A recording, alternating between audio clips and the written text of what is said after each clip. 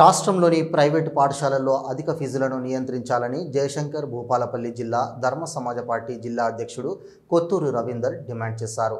జిల్లా కేంద్రంలోని పార్టీ కార్యాలయంలో మీడియా సమావేశంలో ఆయన మాట్లాడారు.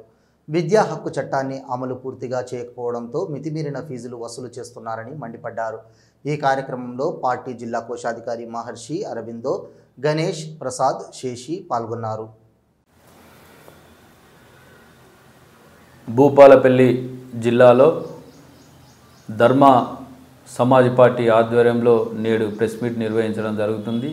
ఈ కార్యక్రమంలో పాల్గొన్న నాయకులందరికీ జై భీమ్ తెలియజేస్తూ, ముఖ్యంగా ఈ విద్యా సంవత్సరం ప్రారంభమైంది. విద్యా సంవత్సరం ప్రారంభమైనప్పటి నుంచి మరి ప్రైవేట్ స్కూళ్ళు అత్యధిక ఫీజులు వసూలు చేస్తున్నారు.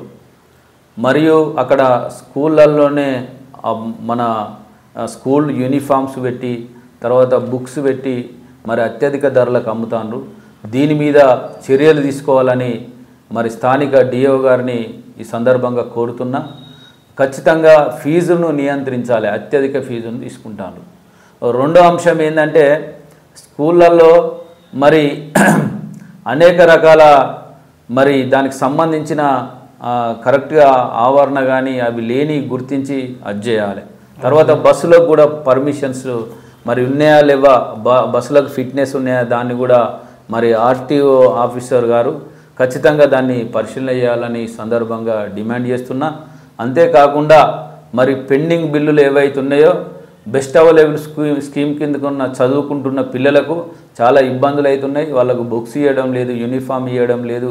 వాటికి సంబంధించిన బిల్లులు కూడా వెంటనే చెల్లించాలని ప్రభుత్వాన్ని డిమాండ్ చేస్తున్నాం.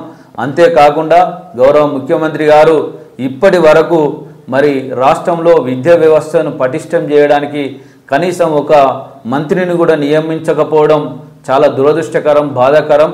ఎందుకంటే మరి విద్యా వ్యవస్థ పటిష్టమైతే మా కుర్చీలు ఎక్కడ కదులుతాయనే భయాందోళనలో ఉన్నాడు మరి రేవంత్ రెడ్డి.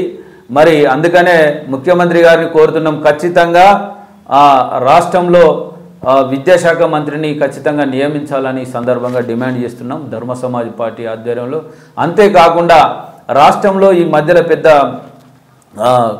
సాంఘిక సంక్షేమ శాఖ గురుకులాలలో ఇంటర్మీడియట్ పిల్లలకు చాలా ఇబ్బంది కలుగుతుంది. అక్కడ ఇప్పుడు గౌల్దొడ్డి చాలా మంచి పేరున్నది, రాష్ట్రంలోనే మరి పెద్ద పేరున్న గౌల్దొడ్డి మరి పోయిన సంవత్సరం అనేక మందికి నీట్ సీట్లు రావడం జరిగింది. మరి ఈసారి వాళ్ళని తీసి వేరే కాడ వేయడం, పిల్లలకు చక్కగా చదువులు చెప్పకపోవడం, ఇప్పుడు ఐపీ మాత్రమే చెప్తాం, నీట్ కోచింగ్ లేదనడం చాలా బాధ